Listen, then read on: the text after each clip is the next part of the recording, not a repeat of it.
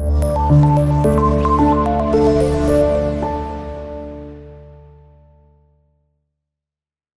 अस्सलाम वालेकुम dear viewers, मैं हूं मोहम्मद मदीन और हम डिस्कस कर रहे हैं computer science 9th class new book chapter number 6 के ऊपर हमारी डिटेल डिस्कशन कंटिन्यू है। और उसमें हम आज का जो टॉपिक डिस्कस करेंगे protocols, networking services plus network security.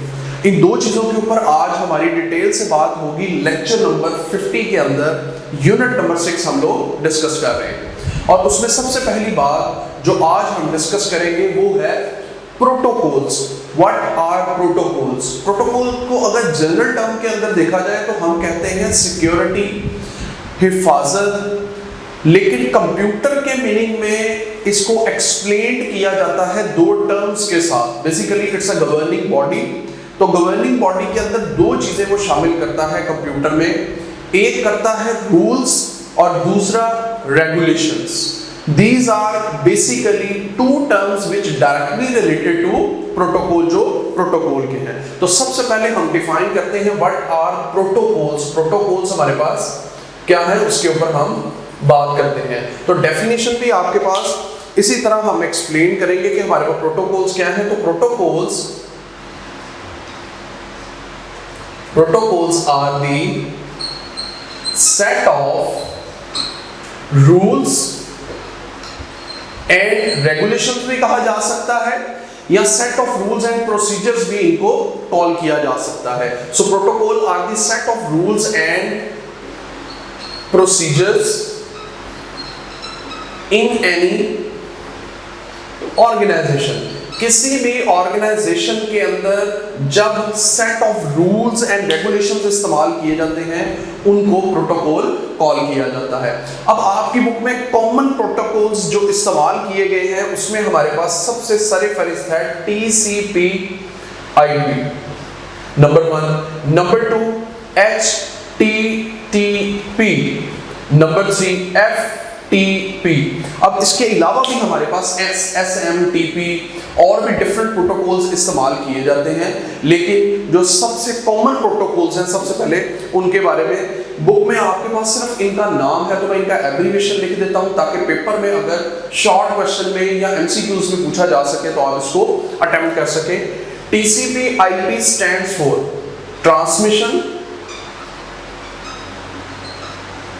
Transmission control protocol / internet protocol.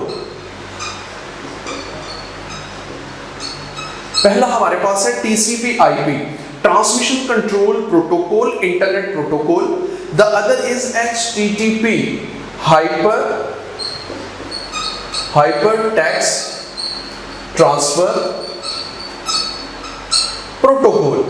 जो दूसरा आपके पास इस्तेमाल किया जाता है वो है हमारे पास हाइपर टेक्स्ट ट्रांसफर प्रोटोकॉल। और तीसरा जो आपकी बुक में है वो है हमारे पास FTP फाइल ट्रांसफर प्रोटोकॉल। और इसको दो मीनिंग्स में इस्तेमाल किया जाता है, either you are downloading the file और अपलोडिंग द फाइल। हमारे पास दो प्रोसीजर्स हैं जो फाइल्स के इस्तेमाल किए जाते हैं, जिसमें फाइल को अपलोड किया जा सकता है या डाउनलोड किया जा सकता है।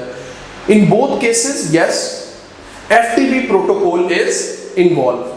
अब आपकी बुक में जो नेक्स्ट हम डिस्कशन करने लगे हैं उसमें प्रोटोकॉल के against we use some common IP addressing techniques जो हम इस्तेमाल करते हैं, और इंटरनेट प्रोटोकॉल जिसको याद करना, जिसको मेमोराइज करना मुश्किल है, उसके अगेंस्ट उनके नाम यूज किए जाते हैं या उनको यूनिक IP एक्सप्लेन दिया जाता है। उसमें सबसे पहले है DNS।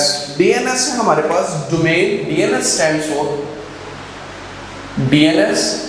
stands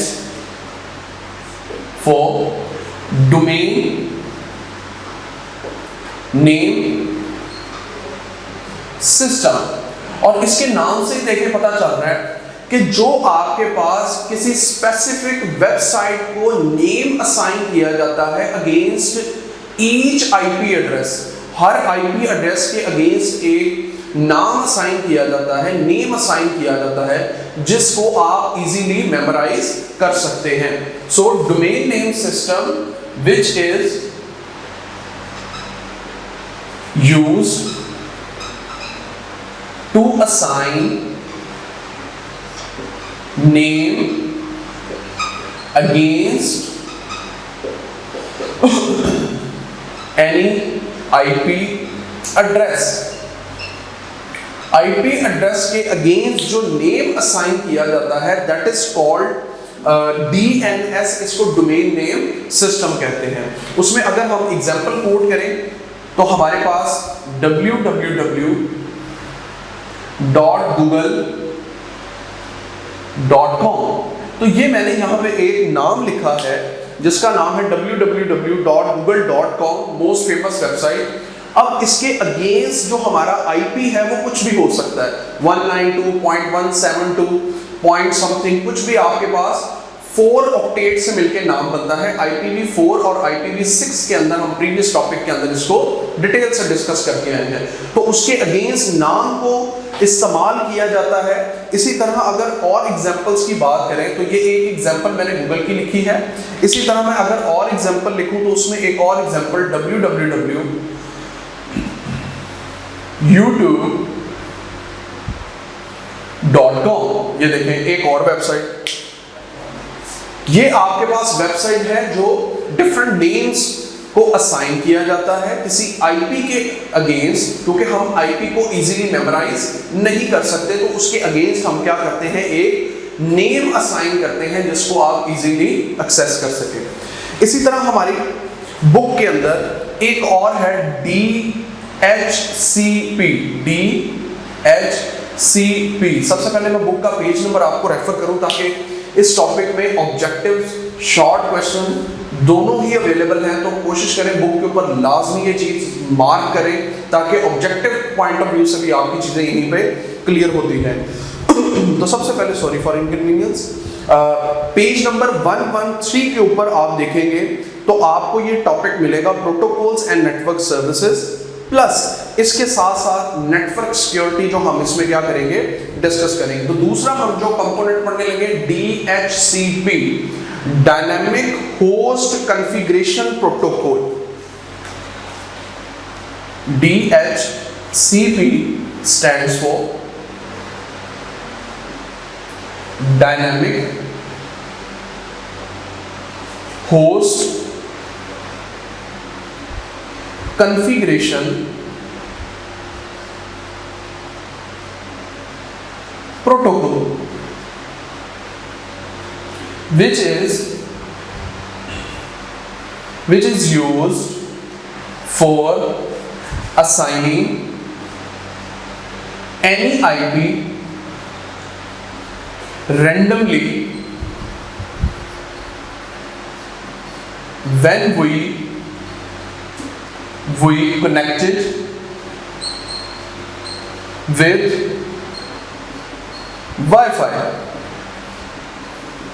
हमारे पास जब भी हम किसी भी राउटर या स्विच के साथ कनेक्ट करते हैं तो हमारे पास बेसिकली डिफरेंट आईपी असाइन किए जाते हैं जो उस डिवाइस के अगेंस्ट इस्तेमाल किए जाते हैं। जैसा कि आपने जैसे ही न्यू डिवाइस को कनेक्ट किया किसी भी राउटर के साथ, तो उसमें each IP will be unique when you are connected। तो जैसे ही आप उसके साथ कनेक्ट करते हैं तो वो उसको फौरन एक IP असाइन करता है, लाइक 192.158.21.53। तो ये एक IP असाइन किया जाता है that is unique when you are connected to any wifi device, जब आप किसी भी वाईफाई डिवाइस के साथ कनेक्ट करते हैं। तो जो हमने डिस्कस किया है प्रोटोकॉल्स के अंदर कि प्रोटोकॉल हमारे पास क्या है, protocols are the set of rules and regulations और यू कैन से प्रोसीजर्स जो हम इस्तेमाल करते हैं। उसके अंदर मोस्ट इंपॉर्टेंट प्रोटोकॉल्स जो 3 मैंने लिस्ट डाउन किए, TCP, IP, HTTP and FTP। उसमें हमारे पास transmission TCP/IP stands for Transmission Control Protocol, Internet Protocol, HTTP and FTP। उसके बाद हमने डिस्कस किया हमारे पास DNS क्या है और DHCP क्या है। DNS डोमेन नेम सिस्टम है जो कि किसी भी IP एड्रेस के अगेंस्ट नेम को असाइन किया जाता है, which is easy to memorize rather than the IP address which contain 4 octet. तो each octet will be difficult to memorize, तो उसको ओवरकम करने के लिए हम लोग क्या करते हैं, नेम को मेमोराइज करते हैं। इसी तरह DHCP है जिसमें हम लोग क्या करते हैं, DHCP dynamic host configuration protocol, जिसमें हमारे पास जो होस्ट है, और इस केस में हम राउटर को होस्ट कंसीडर कर रहे हैं, उसमें जैसे ही आप कोई डिवाइस कनेक्ट करते हैं तो वो उसको यूनिक IP असाइन कर देता है। अब नेक्स्ट हम बात करने जा रहे हैं नेक्स्ट सिक्योरिटी के ऊपर के व्हाट इज नेटवर्क सिक्योरिटी। जब हम नेटवर्क सिक्योरिटी की बात करते हैं तो हमारे पास सिंपल मीनिंग जो हमारे जहन में आता है वो ये है, how to protect your data. Is it any method to protect your data और cover your data from unauthorized person? So yes, हमारे पास different techniques इस्तेमाल की जाती हैं जिससे हम unauthorized person से भी बच सकते हैं, प्लस इसके साथ साथ अगर आपने अपने डाटा को प्रोटेक्ट करना है तो भी हम कर सकते हैं। So how we can overcome against any unauthorized person, तो उसमें नेटवर्क सिक्योरिटी को हम डिस्कस करने लगे हैं। What is network security? सबसे पहले इसके ऊपर बात होगी। नेटवर्क सिक्योरिटी इन्वॉल्व्स, यहां पे दो बातें मैंने लिखी हैं, protection and security from unauthorised person. Network security का मतलब है डाटा को प्रोटेक्ट करना। किससे प्रोटेक्ट करना? Protection and security from unauthorised person. Unauthorised person से डाटा को क्या करना है, आपने प्रोटेक्ट करना है। आपकी बुक में नेटवर्क सिक्योरिटी की इंपॉर्टेंस का जिक्र है जिसमें 4 पॉइंट्स उसने यहाँ पे फेच करके इंसर्ट किए हैं, जिसमें उसने बताया कि हम अगर फॉर एग्जांपल सिक्योरिटी को, डाटा नेटवर्क सिक्योरिटी को अचीव करना चाह रहे हैं तो उसके लिए क्या क्या जरूरी है। नंबर 1 उसकी इंपॉर्टेंस क्या है? Number 1 is data protection. Once you apply a network security the data will be protected। Data आपके पास क्या रहेगा? प्रोटेक्टेड रहेगा, सिक्योर रहेगा from unauthorised person. Number 2, prevent attacks. Attack से बचाओ। प्रिवेंट होता है बचाओ। अटैक का मतलब क्या है कि बाज़ बात आपके अकाउंट को कोई टैकल करने की कोशिश करता है, एक्सेस करने की कोशिश करता है, या आपका जो पर्सनल डाटा उसको एक्सेस करने की कोशिश करता है, तो उन सब से basically prevent from the attack से बचा जा सकता है। It's a alarm. बेसिकली जब कोई आपको अटैक करने लगता है थ्रू एनी साइबर अटैक, तो वो आप उसको टैकल करने की या सिस्टम को कोई ऐसा प्रोसीजर अप्लाई करते हैं कि आपका अनऑथराइज्ड पर्सन उसको एक्सेस नहीं कर पाता। इसी तरह की मेंटेन अटैक, अगर फॉर एग्जांपल कोई अटैक आ रहा है तो आप उसको सब्सिक्वेंटली मैनेज कर सकते हैं। आपको फॉरन सिस्टम आइडेंटिफिकेशन देता है, someone want to access your system, कि कोई आपका सिस्टम एक्सेस करना चाह रहा है, कोई उसको फॉर एग्जांपल ओपन करना चाह रहा है, या आपका पासवर्ड इस्तेमाल कर रहा है। So this all will be in maintain attack. Last, ensuring availability, और अवेलेबिलिटी आपके पास वो इंश्योर करता है कि आपके पास डाटा आपका अवेलेबल है। There will be no panic situation during the network security, के नेटवर्क सिक्योरिटी में कोई और प्रॉब्लम नहीं है। तो ये हमारे पास basically importance of network security के अंदर हमने 4 बेसिक पॉइंट्स को डिस्कस किया, डाटा प्रोटेक्शन, प्रिवेंट अटैक और मेंटेनिंग अटैक। आपकी बुक में डिफरेंट मेथड्स हैं जिससे हम अपने डाटा को सेव कर सकते हैं, प्रोटेक्ट कर सकते हैं। उसमें नंबर 1 जो मेथड है जो आपकी बुक में मेंशन है वो है फायरवॉल। फायरवॉल्स क्या होती हैं आपके पास? Firewalls are the security system that monitor, जो कि आपके पास मॉनिटर करता है, नंबर 1। नंबर 2, कंट्रोल भी करता है incoming and outgoing data from your system. आपके सिस्टम से जो डाटा आपके पास जा रहा है या सिस्टम से डाटा आ रहा है, उसको प्रोटेक्ट करने के लिए, उसको होल्ड करने के लिए, उसको अनऑथराइज से बचाने के लिए हम लोग फायरवॉल्स का कॉन्सेप्ट इस्तेमाल करते हैं। जैसा कि अगर आप लोग ये देखें तो यहाँ पे आपकी बुक में भी डायग्राम गिवन है कि जिसमें आपके पास आप इंटरनेट इस्तेमाल कर रहे हैं। जब आप इंटरनेट इस्तेमाल करेंगे so you need must antivirus software जिसमें आप एक ऐसा सिस्टम या ऐसा सिक्योरिटी वायरस सिस्टम लगाएंगे जिसमें जब भी कोई इनकमिंग या आउटगोइंग डाटा जाएगा that must be protected. Incoming का मतलब ये है कि जब डाटा आएगा तो डाटा आपके पास एरर फ्री होके, वायरस फ्री होके आपको अचीव होगा। इसी तरह आउटगोइंग का मतलब यह है कि जब आप डाटा सेंड करेंगे तो आपकी साइड से सेफ एंड साउंड डाटा क्या होगा, डिलीवर्ड होगा from your computer to another computer. तो उसमें हमारे पास net, internet, then we have a security process and then आगे जो आपके पास क्या है, कंप्यूटर अवेलेबल है। तो आपके पास जब भी इंटरनेट से आप कोई भी डाटा फेच कर रहे हैं या डाटा जा रहा है या आ रहा है, नॉर्मली हम लोग सर्वर के अंदर ये कॉन्सेप्ट इस्तेमाल करते हैं जिसमें डाटा को प्रोटेक्ट किया जाता है। तो आज के डियर व्यूअर्स, आज के टॉपिक के अंदर हमने प्रोटोकॉल्स, नेटवर्किंग सर्विसेज और इसके साथ साथ नेटवर्क सिक्योरिटी के ऊपर बात की, जिसमें प्रोटोकॉल्स का मैं एक दफ़ा दोबारा रिवाइज करने लगा हूँ, जरा गौर कीजिएगा। जिसमें protocols are the set of rules and procedures in any organisation. किसी भी ऑर्गेनाइजेशन के अंदर जो set of rules and regulations इस्तेमाल किए जाते हैं, these are called basically protocols. उनको प्रोटोकॉल्स कहा जाता है।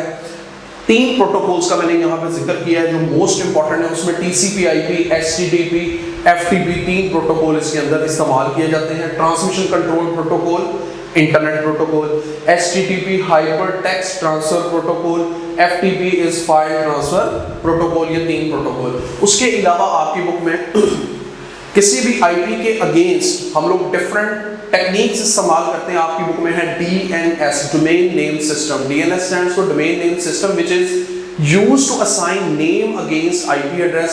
किसी IP एड्रेस के अगेंस्ट आप अगर फॉर एग्जांपल कोई स्टोर करना चाह रहे हैं name which will be easy to memorise, तो वो आप नेम स्टोर कर सकते हैं, जैसा कि www.google.com, www.youtube.com। DHCP का मतलब है dynamic host configuration protocol which is used for assign any IP randomly. Randomly कोई IP असाइन किया जाता है when you are connected with the wifi. जब आप इसके साथ वाईफाई के साथ कनेक्टेड हो तो उस केस में इसको इस्तेमाल किया जाता है। प्लस ये मैंने उसकी एग्जांपल यहाँ पे मेंशन की है। इसके साथ हमने नेटवर्क सिक्योरिटी के ऊपर बात की कि network security involve protection and the security. 2 चीजें इसमें इन्वॉल्व की है। Number 1 protection, number 2 security from unauthorised person, जिसमें हमने इंपॉर्टेंस के अंदर 4 बेसिक पॉइंट डिस्कस किए हैं which are data protection, prevent attacks, maintaining attack and ensuring availability. Ensuring availability आपके पास इसमें 4 पॉइंट शामिल हैं। उसके बाद हमने फायरवॉल्स के ऊपर बात की। फायरवॉल बेसिकली आपके सिक्योरिटी सिस्टम को एक्टिव करता है और प्रोटेक्ट करता है फ्रॉम अनऑथराइज्ड यूजर। जो अनऑथराइज्ड यूजर या साइबर अटैक है उनको टैकल करता है, जिसमें एग्जांपल के अंदर आपके पास ingoing, outgoing both are involve in it. जिसमें आपके पास अगर फॉर एग्जांपल कोई नेटवर्किंग डिवाइस से आप इंटरनेट ले रहे हैं, उसको प्रोटेक्ट करके आपके कंप्यूटर तक पहुंचाना, this will be the firewall जो आप उसमें अप्लाई करते हैं और अपने नेटवर्क या अपने कंप्यूटर को सिक्योर करते हैं। उम्मीद करते हैं डियर व्यूअर्स कि आपको ये आज का टॉपिक समझ आया होगा। इंशाल्लाह नेक्स्ट टॉपिक के साथ आपकी खिदमत में हाजिर होंगे। अस्सलाम वालेकुम।